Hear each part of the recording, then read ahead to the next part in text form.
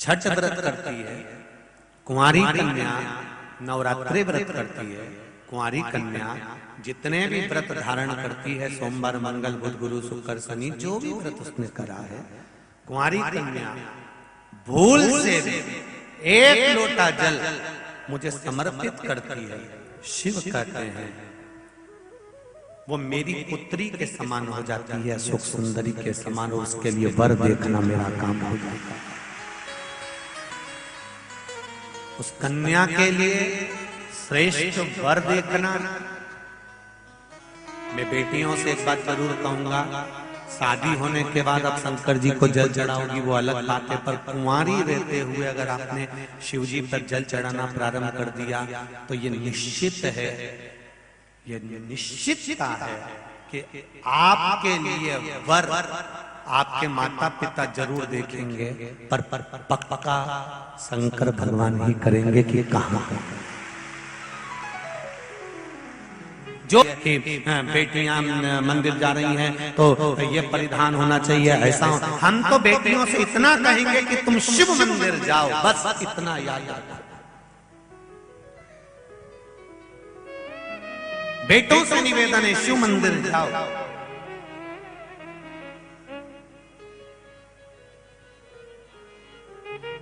पर जल समर्पित करती है तो मैं उसे पुत्री मानकर उसके विवाह की, विद्या की, उसकी उन्नति की, ग्रस्त की पूरी जिंदगी का भार मुझ पर हो जाता है।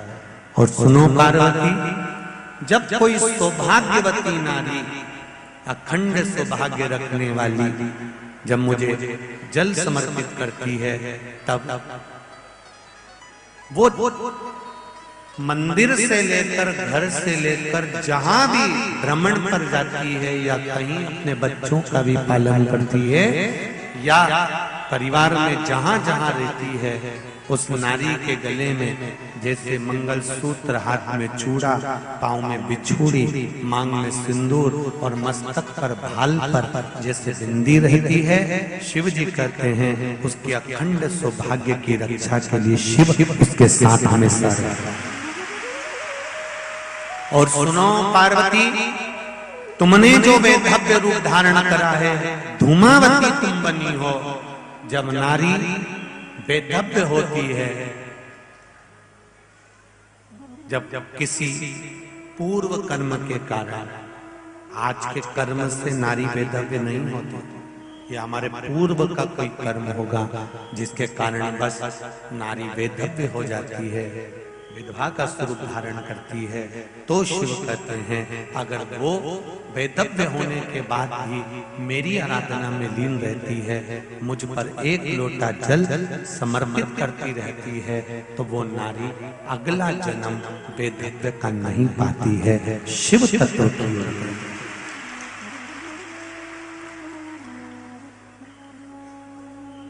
उसका फिर जन्म नहीं होता, बारंबार जन्म से मुक्ति है। पार्वती कोई पुत्र युवान अवस्था तक मेरा भजन करता है, मुझ पर जल समर्पित करता है, तो पार्वती वो मेरे ही पुत्र कार्तिकेय षडानंद जैसा विद्वान बन जाता है, गणेश जैसा प्रथम गिनती में, प्रथम गिनती। आपने अपने बच्चों को यदि सिखाया है, बताया है, एक माता ने लिखा है, अपने बच्चे का फोटो भी भेजा है,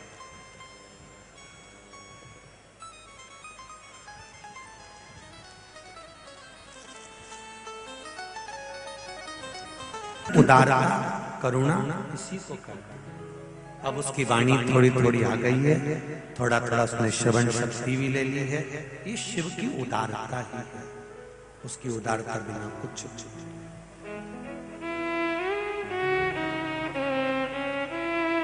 भगवान से प्रार्थना हर पल, हर घड़ी, हर क्षण कर, हर पल, हर घड़ी, हर क्षण उसको निवेदन करते रहो, उससे विनती करते रहो, उसको हर पल धन्यवाद देते रहो कि तेरी कृपा से जी रहा हूं, वरना ये कली काल संसार में जीना भी मुश्किल है।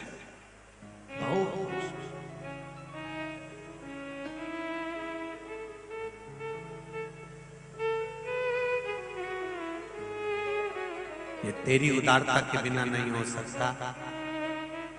इस बीकन गांव की कथा में सेठ लोगों ने अपना पैसा लगाया होगा, दान दिया होगा, कई लोगों ने अपनी अपनी व्यवस्थाएं सेवा दी होगी, पर इस कार्य को करने में एक गुरु और है,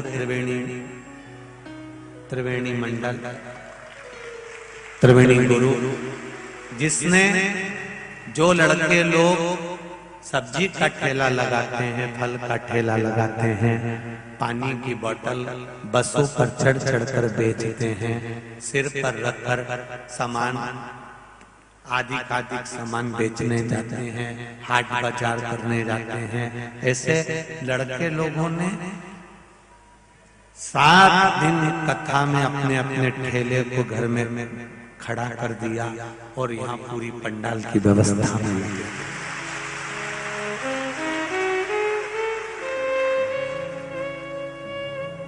उन बेटों को धन्यवाद दूंगा, उन बेटों का जो प्रयास है।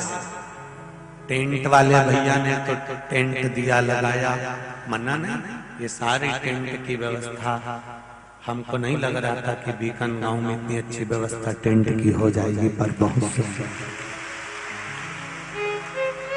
बहुत सुंदर।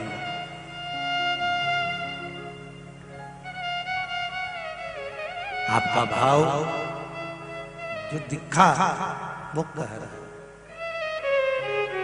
और सरदार जी आपने बहुत सुंदर टेंट आदि की व्यवस्था में ये क्रम किया है। वैसे तो संपूर्ण भारत भूमि के जितने भी सिख धर्म के भाई हैं, ये सब मेरे गुरु नानक देव का प्रसाद के रूप में है। सहज आज संपूर्ण देशवासियों को, विदेश में रहने वाले सनातनियों को परम पूज्य गुरुदेव गुरु नानक देव जी के प्रागट्य उत्सव की बहुत बहुत शुभकामनाएं, बधाइयां देता हूं। पूज्य गुरुदेव गुरु नानक देव जी ने जैसा संस्कार अपने धर्म के लोगों को, सिख धर्म वालों को जो दिया है आनंद में, प्रत्येक जनमानस के लिए कि सेवा धर्म किसको कहते हैं, सेवा कर्म किसको कहते हैं, वो दिखाया है। जो बोले सो निहाल ससरिये, ये उनकी कृपा से। महाराज उन लड़कों ने अपना ठेला, अपना गाड़ी, अपना सामान एक कोने में रख दिया और इस पंडाल की सारी व्यवस्थाएं संभालने में लगे रहे। ऐसे नवयुवक बेटे बेटियां बच्चों को बहुत बहुत साधुवाद है। ये मत सोचना कि 7 दिन तुम्हारी कमाई नहीं हुई है। इसी व्यासपीठ से कहकर जा रहा हूँ, ये मेरी शिव महापुराण इस हृदय में शंकर समाहित है और आप सबके हृदय में भी शिव बैठा है। आप लोगों ने 7 दिन भले अपना व्यापार, दुकान, ठेला, गाड़ी सब बंद कर भी रख दिया है, फिर भी 3 महीने में ये 7 दिन के बाद का जो 3 महीना है उसका हिसाब जोड़ लेना। जो 7 दिन में नहीं कमाया होगा वो शिव ऐसे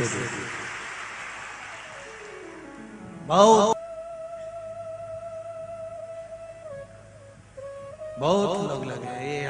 ये रोड पार करोगे और तुम्हें दुकान ही दुकान मिल जाएगी। वो भी कमाने आए और अपन भी कमाने आए। बस वो धन कमा कर लेकर जाएंगे और अपन शिव का वो रतन लेकर जाएंगे जो जिंदगी भर खर्च नहीं हो सकता, जीवन भर खर्च नहीं होगा। जो दुकान पर बैठकर कमाया वो पत्नी और बच्चों के लिए कमाया, जो कथा के पंडाल में बैठकर कमाया ये पत्नी और बच्चों के लिए नहीं, ये अपने लिए कमाया है, अंतिम बिंदु तक के लिए कमाया, अंतिम क्षण। सहजता नहीं है। जो नवयुवक बेटे पुत्र एक लोटा जल शिव को चढ़ाते हैं पार्वती, वो मेरे स्कंददेव कार्तिकेय के समान और गणेश जी के समान प्रथम पूज्य हो जाता है। समय की अवस्था में जब वो जल चढ़ाते रहते हैं, भले आज के लड़कों को लगता होगा, आज की नवयुवक टीम को लगता होगा, क्या पढ़े लिखे लोग शंकर भगवान को जल चढ़ाते हैं। एक बार मेरा निवेदन है, तुम अगर गूगल चलाते हो, यूट्यूब चलाते हो, फेसबुक चलाते हो, तो दिन भर बैठकर शंकर भगवान के शिवलिंग की खोज करना कि ऐसा कोई संप्रदाय, ऐसा कोई धर्म, ऐसी कोई संप्रदाय हो जिसमें शिव को नहीं पूजा जाता हो, ऐसा कोई कंकर हो जहाँ शंकर ना हो। जब मृत्यु लोक में कुछ नहीं था तब भी शिव था, और जब संपूर्ण ब्रह्मांड जल में मग्न हो जाता है तब भी शिव रहता है। उस शिव को पाना सरल नहीं।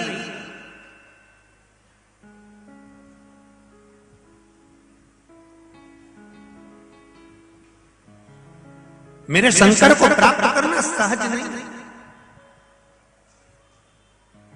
नवयुवक बेटे भी अगर एक लोटा जल चढ़ाना, ये मत सोचो कि तुम सीए की पढ़ाई कर रहे हो, तुम इंजीनियर की पढ़ाई कर रहे हो, तुम कलेक्टर की आईएएस ऑफिसर की पढ़ाई कर रहे हो, तुम जज की पढ़ाई कर रहे हो, तुम वकालत की पढ़ाई कर रहे हो, तुम एलएलबी कर रहे हो, तुम एमबीए बीए जो कर रहे हो खूब पढ़ो, दिल से पढ़ो। पर एक निवेदन है, तुम्हारी पढ़ाई के साथ में तुम मंदिर जाना मत छोड़ना। उसका कारण है पढ़ाई तुमको doctor, collector, engineer, CA, commissioner सब बना सकती है, पर जो ललाट पर लिखा है, हमने अच्छों को देखा है। अभी कुछ दिन पहले की बात है साहब, एक जगह हम पढ़ रहे थे कि वहाँ का ये ऑफिसर और ऑफिसर भी वो, और मालूम पड़ा कि इतनी बड़ी पोस्ट पर पहुँचने के बाद भी मालूम पड़े सुसाइड कर लिया, या मर गया, या प्राण छूट गए, या पानी में डूब गया, या ये हो गया। कई जगह आप अखबार बताइए, मालूम पड़े। आप बन सकते हो आईएएस ऑफिसर, आप बन सकते हो सीए, आप बन सकते हो इंजीनियर, आप बन सकते हो कलेक्टर, आप बन सकते हो डॉक्टर, सब कुछ बन सकते हो। पढ़ो, दिल से पढ़ोगे बन जाओगे।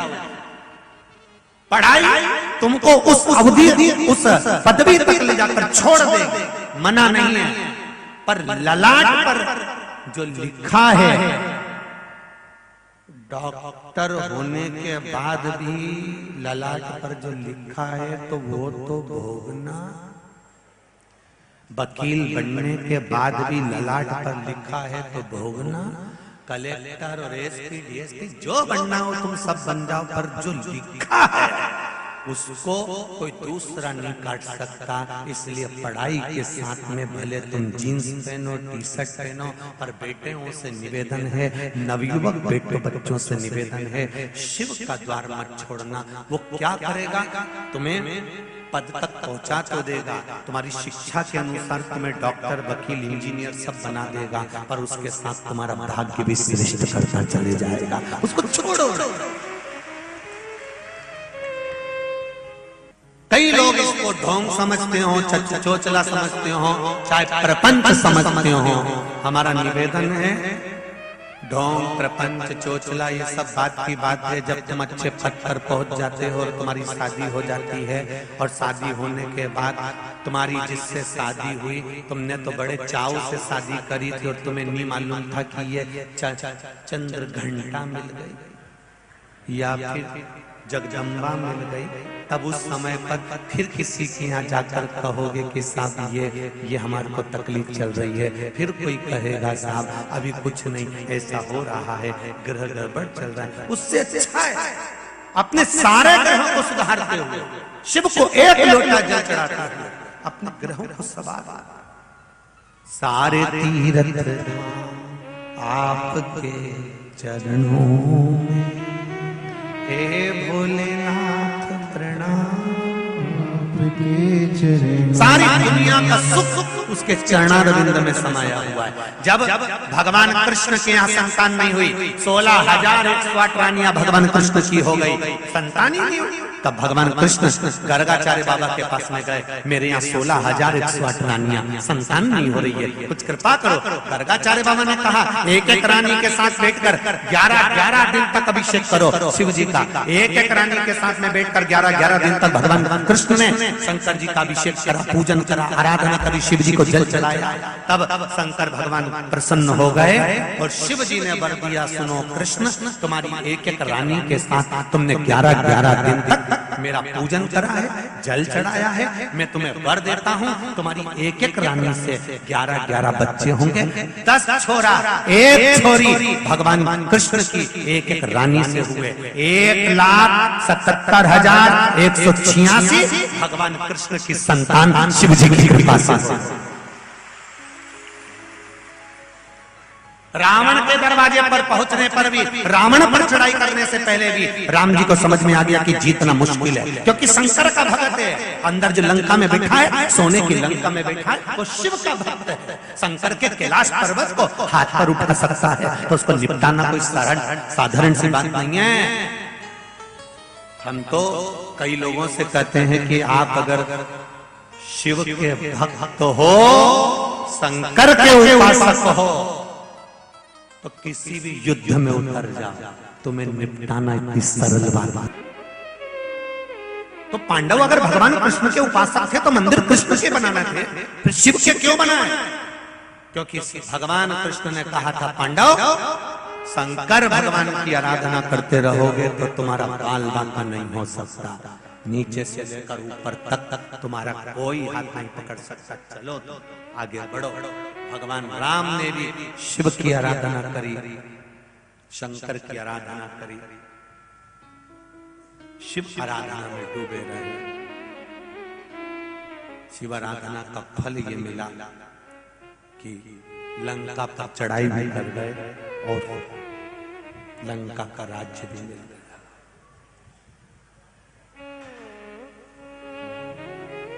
क्या नवयुवक बेटा बेटियां खूब पढ़े, खूब आगे बढ़े, जितनी तुम्हारी विद्या है और जितने तुम्हारे माँ बाप चाहते हो उतना पढ़ना, और दिल से पढ़ना, बुद्धि को भटकाना मत। ये नए नए इनकी बॉडी सॉडी के चक्कर में मत पड़ जाना, इनके रूप के चक्कर में मत पड़ जाना। बेटियों, तुमसे हाथ जोड़ के निवेदन है, ये 50 रुपए का गाड़ी में पेट्रोल डलवाते हैं और तुम्हें 50 रुपए का चाउमीन खिला के तुम्हें अपना बना लेते हैं और ना जाने फिर ऐसे गटर में पटक देते हैं कि जिंदगी भर रोना पड़ता। ये 50 रुपए के पेट्रोल और 50 रुपए की चाउमीन के चक्कर में मत आना, इससे ज्यादा इनके पास इससे ज्यादा नहीं है। 50 रुपए का पेट्रोल और गाड़ी भी दूसरे की,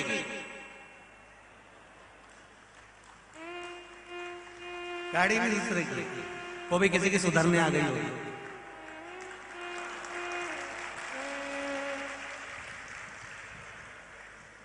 50 रुपए के पेट्रोल के चक्कर में और 50 रुपए की चाउमीन के, बहुत विश्वास रखकर शहर में पढ़ने भेजा। छोटे छोटे गांवों में उनके पास में जमीन भी ज्यादा नहीं, छोटे से टुकड़े में मेहनत कर कर कर मेरी बेटी को मैं पढ़ने के लिए भेज रहा हूँ। कहीं विद्यालय में भेजूंगा, वो जाके शहर में रहेगी, पढ़ेगी, कुछ अच्छा करेगी, बाप का नाम रोशन करेगी।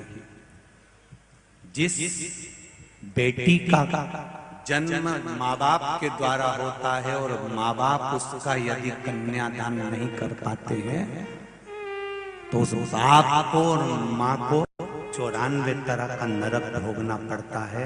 उस नरक से केवल बेटी ही निकाल सकती है, उसके सिवाय कोई नहीं निकाल सकता। जितनी बेटियां कथा श्रवण करने बैठी और जितने लोग आज फेसबुक पर कथा सुन रहे हैं, उनसे निवेदन केवल इतना सा, अपने पिता को कन्यादान का मौका जरूर देना। तुम्हारे पिता ने तुम्हें जींस पहनने को मना नहीं करा, तुम्हारे पिता ने तुम्हें टी शर्ट पहनने को मना नहीं करा, तुम्हारे पिता ने तुम्हें बाहर भेजने को मना नहीं करा, तुम्हारे पिता ने तुम्हें पढ़ाने को मना नहीं करा, तुम्हारे पिता ने कितना विश्वास रखकर तुम्हें शहर में पढ़ने भेजा होगा। पर निवेदन है, शहर में पढ़ते पढ़ते उन माता पिता की अभिलाषाओं पर, उनकी आशाओं पर पानी मत फेर देना। घर जाकर जब पिता तुमसे पूछे कि बेटी शादी करना है, तो पिताजी से कह देना, पिताजी तुम्हारी मर्जी पड़े जहाँ करो, कि मैं तुम्हारी बेटी हूँ, मैं जानती हूँ मेरा बाप मेरे लिए गलत नहीं सोचेगा, ये निश्चित है। जिसने गर्भ में रखा है 9 महीना, पेट में रखा है 9 महीना, वो कभी गलत नहीं सोच सकता। माता पिता कभी अपनी बेटी के लिए गलत नहीं सोच सकते। हाँ, थोड़े दिन की चांदनी तुमको नजर आती है और तुम चकाचौंध में फंस जाते हो और अपनी जिंदगी बर्बाद कर लेते हो। वो तुम्हारे ऊपर है कि तुम्हें कैसे बचना है। 32 दांतों के बीच में जिह्वा रहती है तो भी चकाचक रहती है और उसका कुछ नहीं बिगड़ता। ज्यादा हो तो 2 शब्द ऐसे सुनाती है कि 32 के 32 निपटा बैठती है। तुम काहे टेंशन लेते हो?